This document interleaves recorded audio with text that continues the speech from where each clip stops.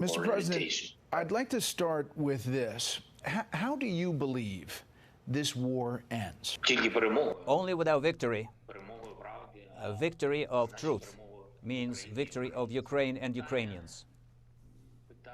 The question is when it will end. That is a deep question. It's a painful question. Besides victory, the Ukrainian people will not accept any outcome. What are you willing to agree to get a peace deal? For example, are you willing to trade any amount of Ukrainian territory to achieve a peace deal with Russia? We do not trade our territory.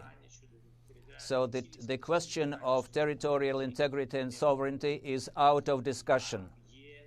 There are difficult questions regarding temporarily occupied territories.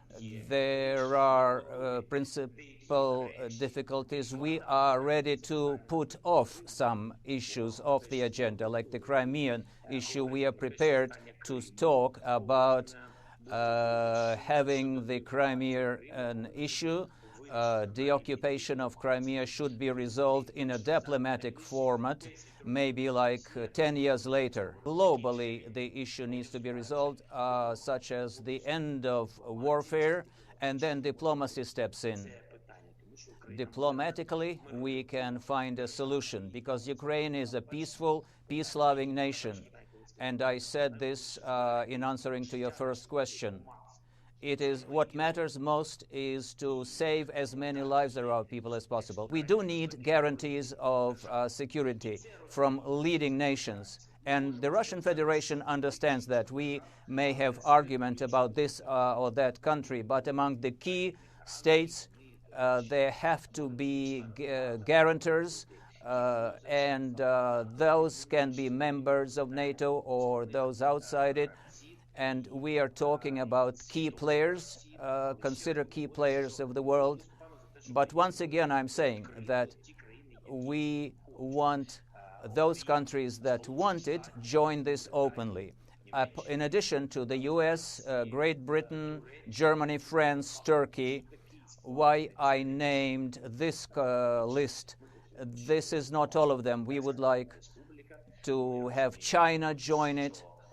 We understand that Russia needs to find a place in that agreement as well, because it will be an agreement between Ukraine and Russia, so that because they are a party to this war, they are a subject of this invasion, and they need to be bound by that treaty.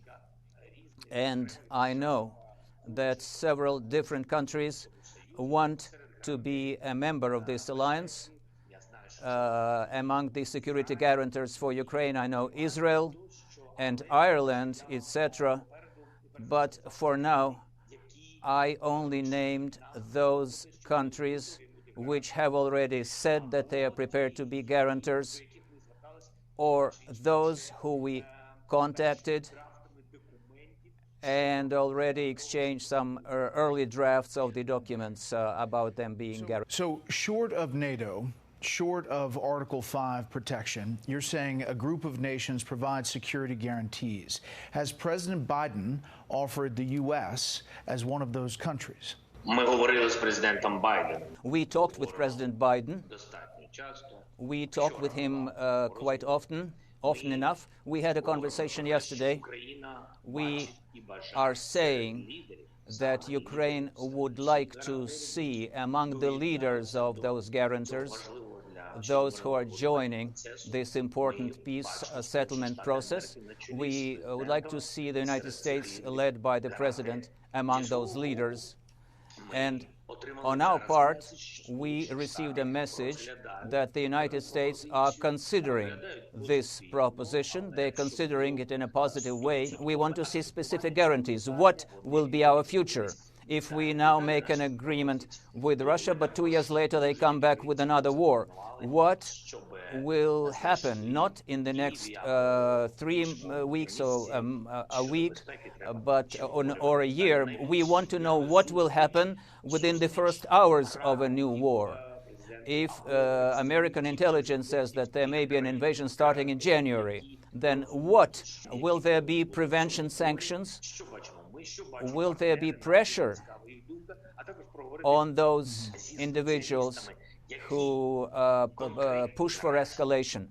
What will be further steps regarding weapons, regarding troops? There are many questions. And we would like to have answers, even if not much, but some specific answers. Mr. President, what do you think Vladimir Putin wants? Vladimir Putin wants the world and Western countries what they give to him. Then appetites usually grow.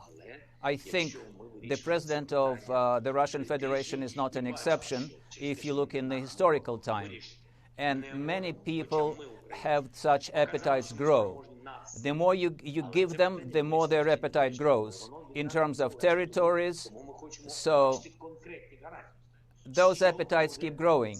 And then your surrounding keeps saying, believe me, now is the time to take this step.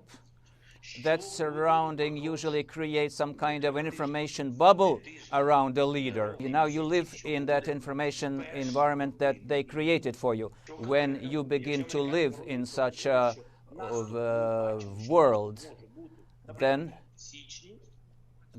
you get such information, and then you try to undertake certain solutions which are terrible. Not civilized, not democratic, but some kind of authoritarian. That's how they took our Crimea, they took away our Donbas, and now they want to take more of our territory. We will not let them, because one can't do things like that. Someone has to stop it. If not us, then there'll be others after us. Europe, countries of Europe, the European Union, the former Soviet republics, and then, of course, Poland, Romania, and so on. Those are big plans.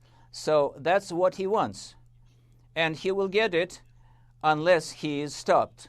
They talk about the ambition to bring back the former Soviet countries back into the Russian Federation, saying that their territory is much bigger than what they have, and it goes way outside of today's borders of the Russian Federation. So what he wants is his personal business. The question is about us, what we can allow him to get. Our military experts believe that you want to build on recent successful Ukrainian counterattacks by expanding to kind of a counteroffensive phase, and that's why you're requesting all these advanced weapons like long and mid-range air defense, combat aircraft, tanks, armored vehicles, counter-battery radar, etc. Our people also believe that the Biden administration is resisting this in some way. Is that true? Are they resisting that effort? Regarding heavy weapons, everything's very simple. If the world is ready to tell the truth to their people, if we don't have heavy weapons, how can we defend ourselves? How can we fight against one of the strongest armies in the world? Our military, our people, soldiers are stronger than the Russian Federation. But they have a lot more weapons, so these forces are not equal. And they will say, excuse me, you now have enough of what you were given, and we cannot go and die for your territory. These are serious challenges.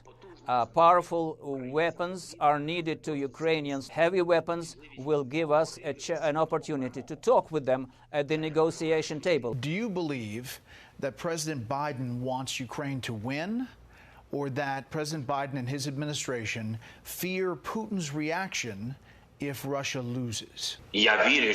I have faith that President Biden, like any true American citizen, believes and wants the truth to win.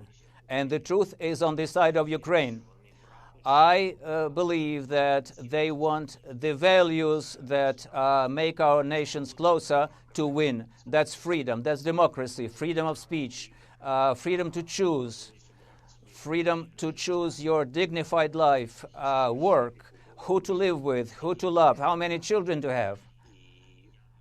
And I think that those values are close to every human being. We want simple peace for our nation. We don't want a million of quality bulletproof vests or some special brand helmets. Just give us missiles. Give us airplanes. You cannot give us F-18 or F-19 or whatever you have. Give us the old Soviet planes. That's all. Give them into my hands. Give me something to defend my country with, my state.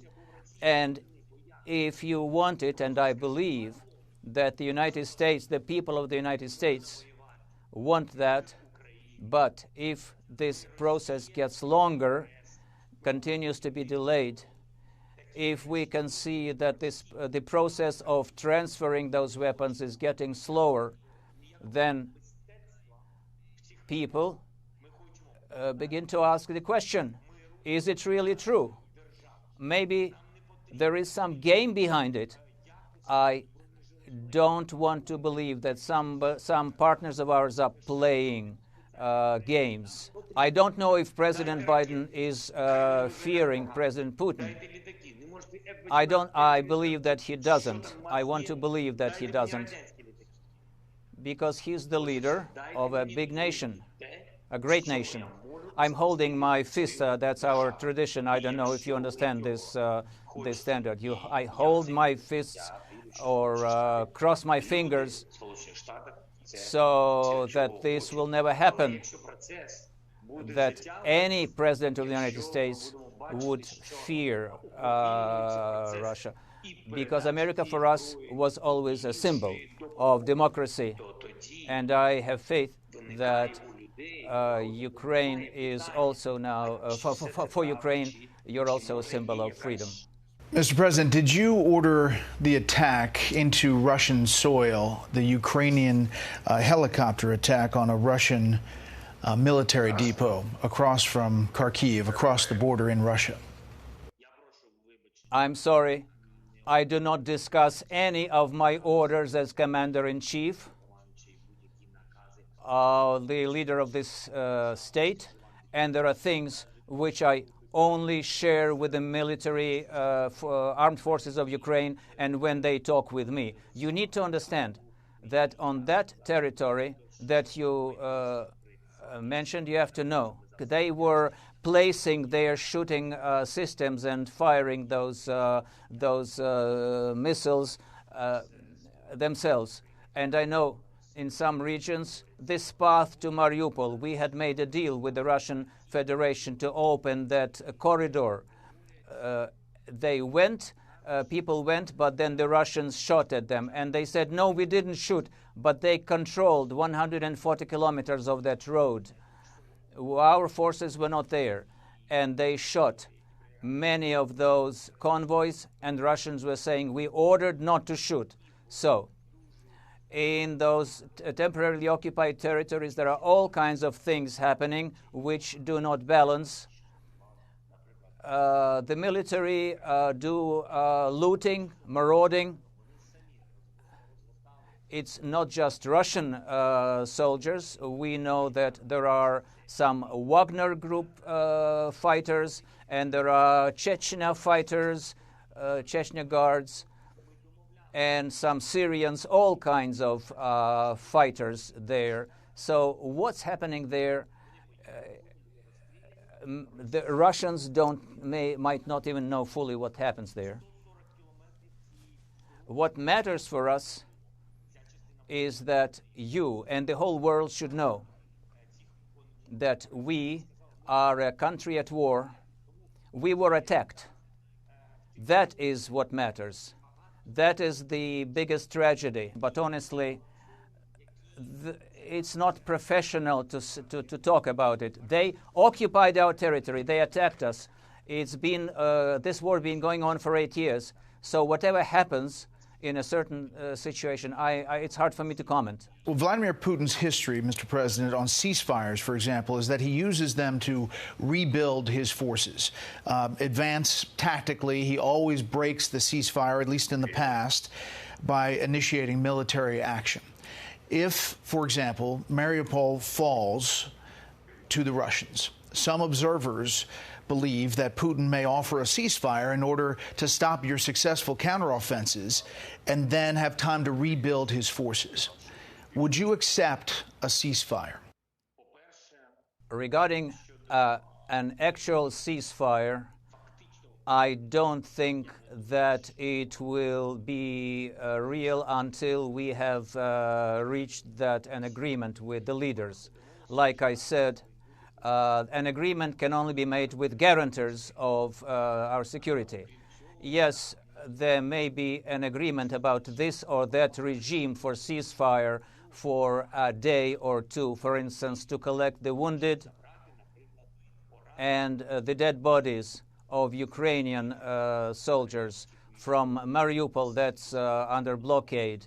The president of Russian Federation may use that time in order to withdraw his troops back to the east to strengthen his position there. I am sure that such a strategy is likely to be considered by President Putin's military leaders.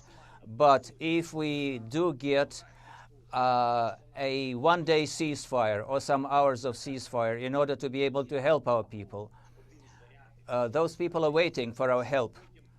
We don't care about the tactics of Russian Federation. We will gladly accept such a ceasefire in order to help our people. That's number one. Number two, the strategy of taking Ukraine in 3 days or 5 days, this is already a matter of the past. Let's not forget that it failed, and we will stand defending us, and we will be the first ones among those who want to finish the war diplomatically, and we will always support it. From the beginning, we were speaking in favor of peace, but we are fighting on our territory. But everybody must know that if we are pressed in a corner on our territory, we will respond the way we can in order to save as many our lives as we can. We will answer at full strength. And what's your final message for Vladimir Putin? I wish him to watch television that is not Russian, to see what really is happening in the world.